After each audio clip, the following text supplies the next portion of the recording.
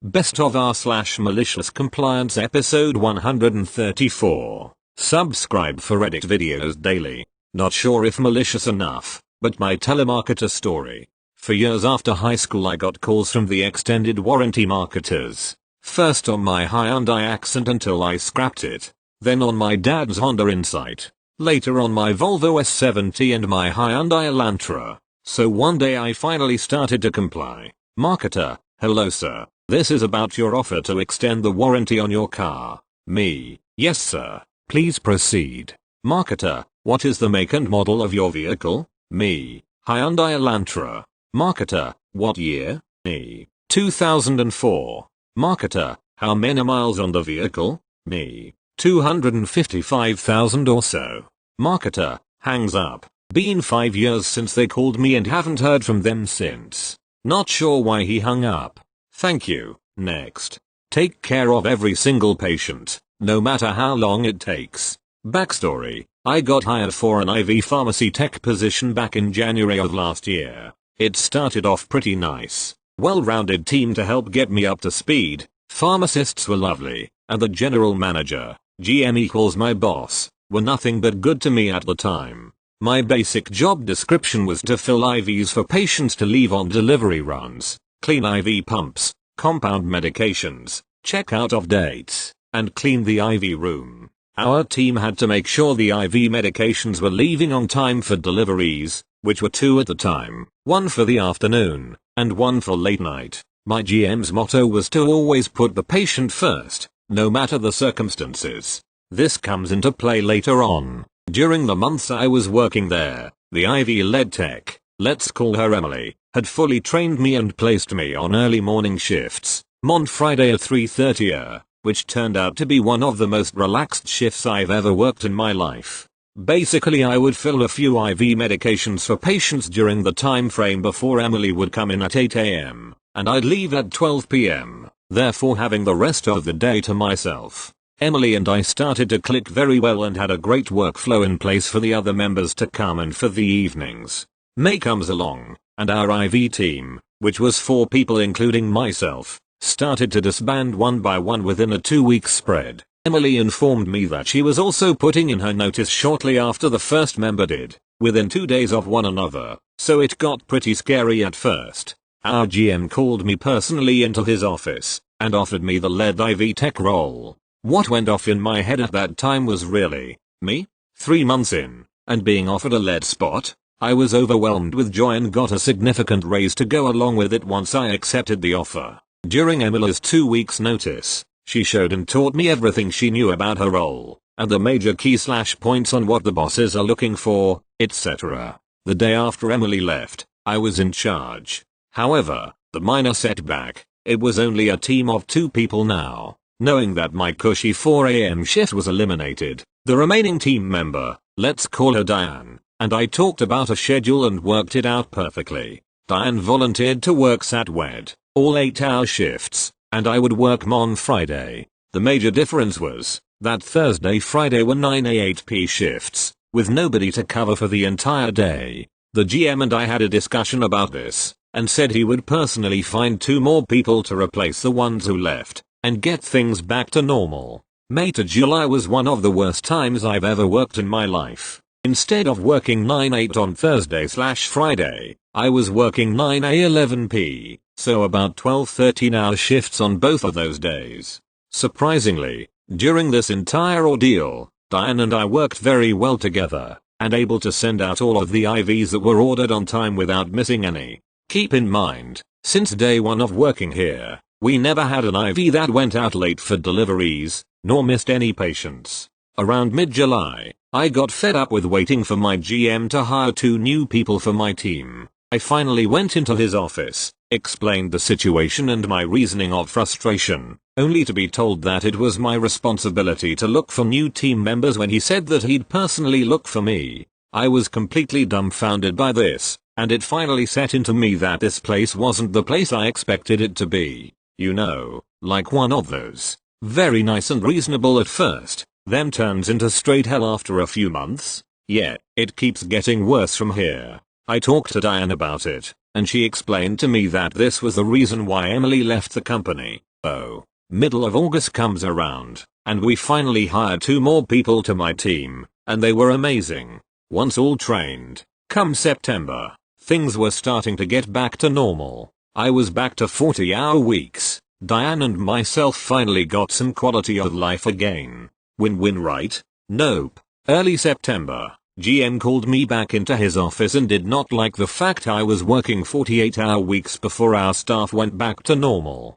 The GM said, "Coffees, my payroll was almost in the negative during those months thanks to you. We can't have you working overtime like that anymore." I explained that it was only 2 of us working, 2 people down. The IVs were still getting out on time. We put the patient first just like you said. I also asked why he didn't tell me this while we were short-staffed at the time, that this could have been easily avoided and would have completely understood the situation. GM scoffed and made a snarky remark, "Well, you're led, so I shouldn't have to tell you to not work overtime. How about you use your time more wisely?" What the fuck? I was just making sure every patient was taken care of, no matter the circumstances, and following his command. This is also the first time he has ever mentioned payroll and overtime to me, so I was generally upset about all of it. After this, I did not work any more OT. November came around, and oh boy, it couldn't have been any worse. I had to let go one of my members due to excessive no-show/no call, and Diane was finally putting in her notice because she was getting her dream job across the country. Note that this again happened within a 2-week span. I was a little sad on the inside, but also couldn't have been happier that Diane was following her dream. Back to her 2-person crew again. During this period, I was very lucky that the newest IV tech, let's call her Jasmine, agreed to working the same shift as Diane's for the time being, and told her that things would go back to normal soon. It was sneaking up on Flo in the cold season, and it gets much busier in the healthcare world around that time. I was still working 40 hours a week, yet I am still by myself on Thursday, Friday, just like a few months ago when I worked 11-hour shifts. One day, GM randomly called me into his office and snarled, "Coffees, IV medications weren't made for a run, please explain why." I told him that you specifically told me to not work any overtime like back in the day because it hurt your payroll, so I was just following your orders and trying to use my time wisely. I could tell he was extremely furious and just told me to go back to work. He sent me an email specifically stating the following: "Coffees, the patient always comes first. I do not care how long it takes you, but I want every single IV patient taken care of before you leave work. This is where you need to step up and be a leader." I showed this to Jasmine, and her jaw dropped so far that you could walk over it, and couldn't believe that he would say that to me via email. Malicious compliance time. Every day after he sent me the email, I made sure that every single IV patient was taken care of, therefore working about 12-14 hours shifts 5 days a week. During this madness, many of the pharmacists and other staff were concerned about my health, but I specifically told them the same words the GM spewed out at me. The better part about it all, it was the start of a new pay period, which lasts 2 weeks long. I think you know where I'm headed with this. While all of that was going on, I have already applied to another job, and was waiting on the thumbs up when to start. About 3 weeks go by and guess who calls me? The GM asked to see me in his office immediately. I could tell by the look on his face of what he was going to tell me. He was holding my pay stub, saying that his payroll was completely shot, that he now has to cut hours of other workers to meet it for the monthly quota, and why I would work 132 hours in a 2-week span, knowing it would hurt his payroll. I had the biggest grin on my face when I showed him the email and used his own words against him. "Sir, you told me to make sure every single patient was taken care of before I left work, so I specifically followed your orders." The GM's face turned beet red with anger, knowing that there was nothing he could do about this because it would come back on him due to a paper trail with specifics. After this conversation, to put a cherry on a cake, I also put in my 2-week notice and told him that I have taken an offer with another company. The next day, Jasmine also put in her notice because she was completely unhappy with this entire situation, therefore having 0 people left in the department. Months have gone by, and I love it here at my new line of work. I spoke with an ex-co-worker a couple of weeks ago, and told me that the IV department has still not recovered since my departure. They have consistent trouble keeping more than 2 people, and have had to utilize other locations to help with deliveries due to severe understaffing, costing them thousands of dollars in the process. TL. Doctor, I got hired at a pharmacy as an IV technician, and loved it at first. Got promoted to lead IV tech due to leader and other workers leaving. GM refused to help with staffing, and chewed me out for working overtime even with short staff because of payroll. Chewed out again because I wasn't catering to every patient, and sent me an email stating take care of every single patient no matter how long it takes. Followed his direct orders and screwed up his payroll horrendously. Put in 2 weeks notice, and all staff followed my suit and left, leaving the department in shambles costing the company thousands. Thank you. Next. Start when I tell you. I used to work for a place that set up a stall outside of a touristy area. Every morning me and one co-worker would arrive by bus at 8:30 and begin setting up. The boss arrived a little before 9 with stuff to stock the stall. Now we still had leftover stuff from the day before that my co-worker and I would have set out and usually sold a good chunk of already. So it wasn't like we were twiddling our thumbs for a half hour, and setting up just the stall took a few minutes as well. The boss decided one day that he was sick of paying us to start at 8:30 when he thought we weren't doing any work, so he said we were not to log any time before 9. The bus was an infrequent one that ran only once an hour, so to be on time we still had to get there at 8:30. There was a little cafe nearby, and so my co-worker and I would go there to grab breakfast and sit in front of where the stall usually went. The boss arrived closer to 8:45 the next day to see no stall set up and us just sitting there eating. He was visibly upset that we hadn't started working for free and asked why we weren't set up.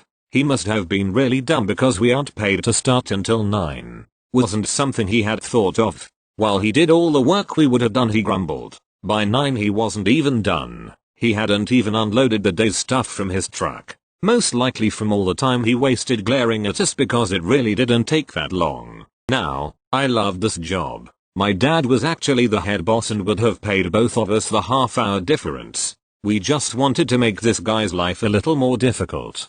Thank you. Next. Wearing combat boots during nursing school. Back when I was in nursing school, we were supposed to wear black, non-porous, closed-toed footwear with non-skid soles for our clinical rotations that weren't Crocs. Most of my fellow female students wore classic nursing clogs like Dascus and Sanitas. I tried wearing clogs like this in the past and had rolled my ankles too many times to recall, so I decided to not go that route for shoes. I'm a military spouse, a vet myself, and have aforementioned shitty ankles, so my footwear of choice was a pair of black leather tactical combat boots. As a show of support, and to make sure I always looked sharp and clinical, my hubby always shined up and edge-dressed my boots every evening before clinical the next morning. The boots always looked professional, they were comfy as hell, I could bump my toes into beds without breaking a toe, and I could wear them all day without having back pain, foot pain, or rolling an ankle. The same could not be said for my classmates wearing more traditional shoes like clogs. During the first week of my first semester, I had an old school nurse as my clinical instructor. I say old school because she believed female nurses should still be wearing crisp white uniforms with the stupid starched hats and that our profession lost prestige when we transitioned to scrubs. This instructor got such a bee in her bonnet about my boots and decided that my boots were out of regulation that she threatened to take it up to the director and have me tossed from clinical, thus failing the program. There was nothing in the handbook specifically stating I couldn't wear my boots since it just stated footwear which was black, well maintained, non-skid and non-porous. Check, check, check, check. Furthermore, the pair of boots that I wore were meant to be worn by EMTs, so they were waterproof, bloodborne pathogen resistant, puncture proof, oil proof, non-skid, and had reinforced toes. They were just as expensive as Dansko clogs, and could handle lots more abuse. I knew I was in the clear, and so I decided to keep on wearing them. The day after the instructor commented on the inappropriateness of my boots, she did a uniform/shoe inspection to make sure we were appropriately attired. I, of course, was wearing my nicely polished combat boots. She failed me for the day based on my boots, so I politely objected, stating that my boots fell within the definitions of acceptable footwear in the handbook. She literally marched me to the director's office like I was kid caught stealing cookies and demanded I get tossed for the boots, failure to follow program rules, and disrespect because I objected to her failing me. The program director, upon further close reading of the program regs, determined there was nothing that was wrong with the boots. They adhered to the standards set forth by the program, and that they were honestly safer than most of the shoes the other students were wearing because they were waterproof, puncture-proof, non-skid and had reinforced toes. She rescinded my fail and allowed me back in clinical. After that, I heard not a peep about my boots from any of the faculty the rest of my program. Fast forward to graduation. I had been wearing combat boots since I started and had no intention of stopping, especially since many of the vets that I cared for during clinical always reacted positively to them. Our nursing pinning ceremony, the event where we receive our nursing school pins and are officially recognized as nurses, has an all-white dress code, white uniforms, starched white hats, white closed-toed footwear. The word footwear is key. The dress code did not state shoes specifically, and I knew this. Same bitchy old bat nurse sees me in the hall and makes it a point to tell me I'll have to get some real white nursing shoes to wear to pinning since I can't obviously wear my black combat boots because we needed to have white footwear. I politely smiled, nodded, said that I'd have white footwear, and went on my merry way. And then wore the all-white Doc Marten combat boots my infantryman husband bought me as a graduation gift to pinning. The instructor stopped me after the ceremony and complimented me on actually getting nursing shoes, at which point I pulled up the leg of my white scrubs and showed her my boots. The look on her face was priceless. TL.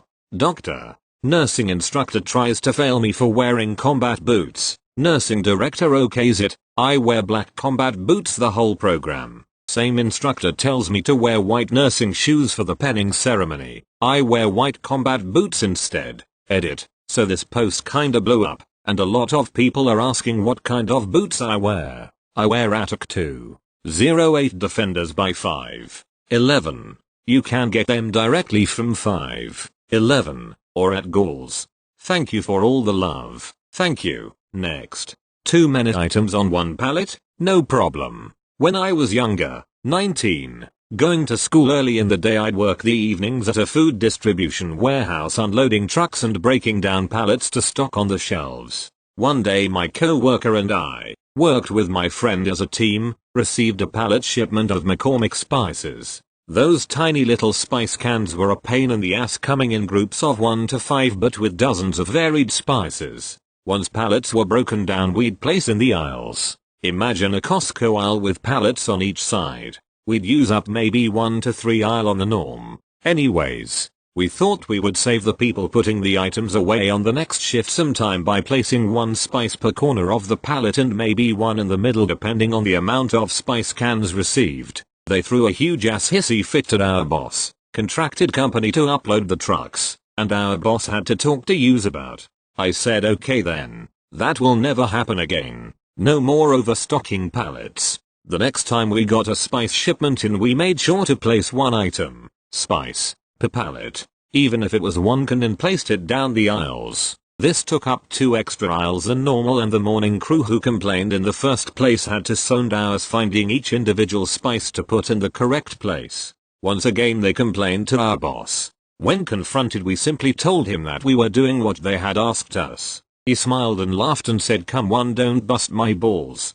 That was the last time the warehouse workers ever complained to our boss because they knew we'd find a way to make them regret their own words. Felt great. Thank you. Next. Cheeseburger without cheese? No problem. Long time lurker. First post Jadada. Not on mobile, but English isn't my native language. Another story I recently read triggered my memory about a little story of malicious compliance. When I was studying a long time ago, early 2000s, I worked at a fast food chain with golden arches which formerly employed a clown. Probably this was why it attracted clowns who thought it was funny and creative to do purposely false orders like ordering competitors' brands or odd numbers of chicken nuggets. Yeah boy, really creative. Haven't heard this for 1000 times yet. Anyways, my favorite was always the order of a cheeseburger without cheese. Everyone aware of the range of said restaurant chain knows that a cheeseburger without cheese is a plain hamburger.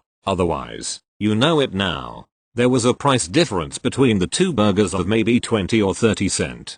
So, here comes the malicious compliance. The registers to that time had already been able to process individual requests like no cheese and transfer it directly to the kitchen staff. I don't think that the no cheese option was intended for simple cheeseburgers, but it worked. And it doesn't reduce the item price to the price of a plain hamburger. So every time a clown would order a cheeseburger without cheese, I would ring this up instead of the plain hamburger of desire. No other tiny retaliation ever felt so good. At least one time, a clown evolved to a Karen and complained to the supervisor. However, after explaining what the customer ordered, she even confirmed this to the supervisor. My supervisor concludes that this was exactly done by textbook and nothing was wrong. I quit anyway as soon as I got a better offer. Edit. After several comments towards this post is not against people asserting malicious compliance towards MCD, for example in order to redeem a voucher or a combo only valid for cheeseburgers, or if you want to make your child happy. It's against pranksters who think they are clever/funny. I guess anyone in retail will spot the difference immediately. Thank you. Next. No shirtless posters? Okay, fine. I was recently reminded of this story after rereading through a saga of my angsty teenage diaries. So, like most kids, my childhood bedroom walls were decorated with posters, celebrity pictures, my own photo collages, etc. My older brother's room had posters up too, but his were mostly of hot women. You get the idea. My dad had a collection of bikini calendars too, which he had hanging in his workspaces. The same ones were always displayed for as long as I could remember. Basically, sexy bikini posters were never unusual around our house. When I became a teenager, I started following in my dad/brother's footsteps with my own sexy posters. I started to rip pictures of shirtless hunks out of my monthly 17 magazines and pin them up. Pretty soon, the rules in our house started to change. One day, my dad said that I needed to take down all of the pictures of men in my room because they were inappropriate. I pointed out that my brother was allowed to have photos of topless women, so that was unfair. Dad reluctantly agreed, and declared a new rule that no one could have topless photos anymore. Cue my brother clearing his walls obediently. But I wasn't giving up that easily. I got some colored paper, traced over each and every one of my men posters, and created a fitted t-shirt to stick over every topless dude in my room. The look on my dad's face when he came in to see all the well-clothed posters was priceless. With this alteration, my posters were all allowed to stay up. This went on for a little while, but eventually my mom pointed out that while this nonsense was all very amusing, Dad still had his own calendars around the house that brother could easily go look at if he wanted to. So it was actually still unfair for me. She asked if my dad was planning to get rid of his photos too with this new rule. By this point, my dad was exhausted with the ongoing poster debate and irritated with how his own rule had turned on him. He gave up the fight and stopped censoring what I put on my walls after that.